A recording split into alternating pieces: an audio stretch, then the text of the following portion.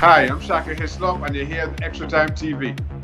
Up next, Ajax take on Tottenham in the second leg of the UEFA Champions League semi-finals. Ajax once again continuing to surprise people. Maybe I should not be surprised anymore, because every time we doubt them, they keep winning. They got a crucial 1-0 victory away from home to Tottenham, and it seems as if this Ajax team performs really well away from home. They usually struggle at home. If you look at the last couple of games, they lost to Real Madrid and they came back away from home. They destroyed Real Madrid away from home. So it's a bit, it's on the flip side now where they're heading back home now, and hopefully they should not have that home curse, if you want to call it that, where they had that crucial away goal. Tottenham looked very flat. I was very underwhelmed with my Tottenham and Pochettino. He's a coach I really like.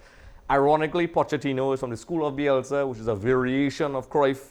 And, he played with 3 centre-backs, and it just didn't seem to work.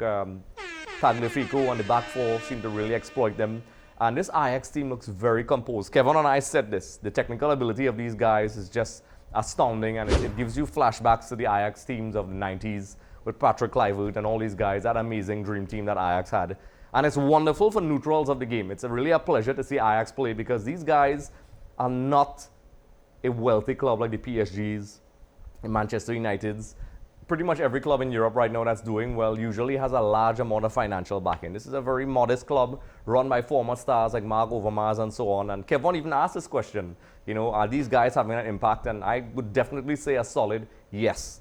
I think the impact of these guys are really benefiting the team. It's very tangible to see. They are playing wonderful football. These are not freak results, smash and grab, as they like to say in football. It's dominant, precise football, and there's nothing you could really take away from this. I mean, if you take a look at the stat, with 48% possession, 10 shots, 2 on target, and to be honest, they looked like they were struggling.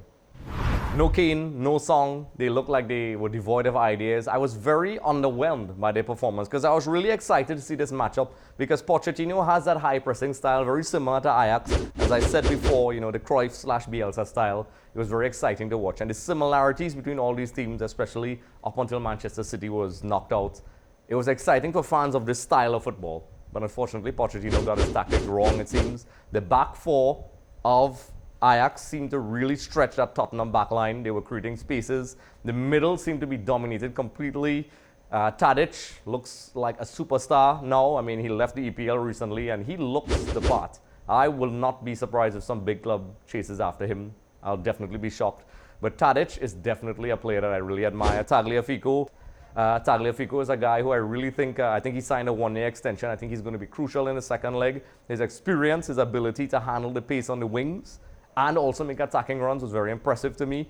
The goalkeeper seems to be a bit shaky at times. His decision making is a bit scary, but I think that's down to inexperience and youth, where sometimes he rushes out, maybe when he should just capture the ball. Sometimes he punches at balls that he shouldn't. He seems to be slightly problematic with crosses, but it hasn't really stopped them yet, because Tottenham barely got any crosses in, but they do the wonderful work of the Ajax wingbacks.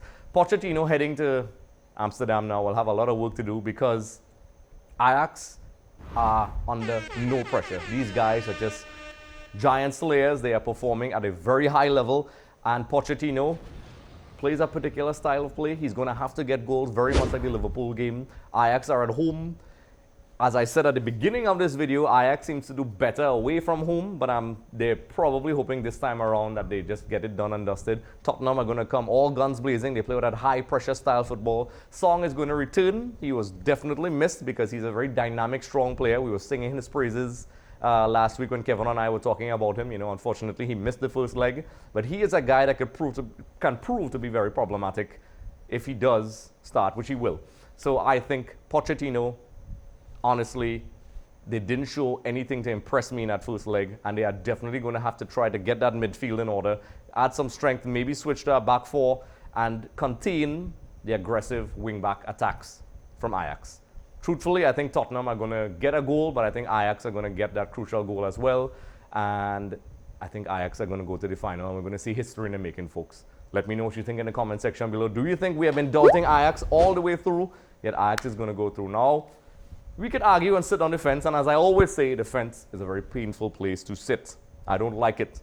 You can argue for both sides. I love that. Comment in the comment section below and let me know what you think. There may be things that I missed.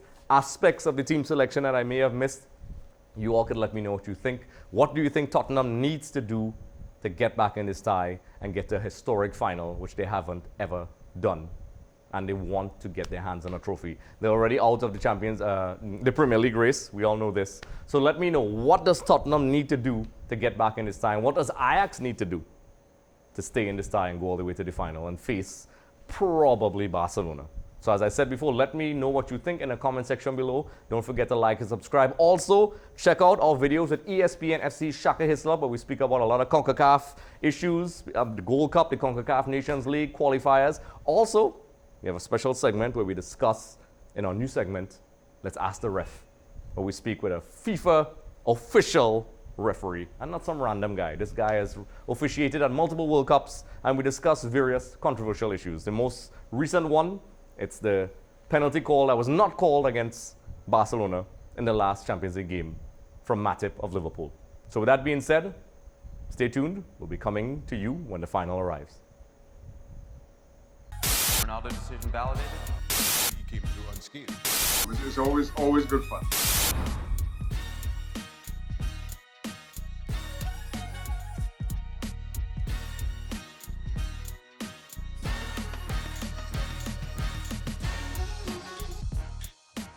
Thanks for watching. If you want to check out more, look at this video. And don't forget to click the subscribe button, because when you do, one of your enemies will be destroyed.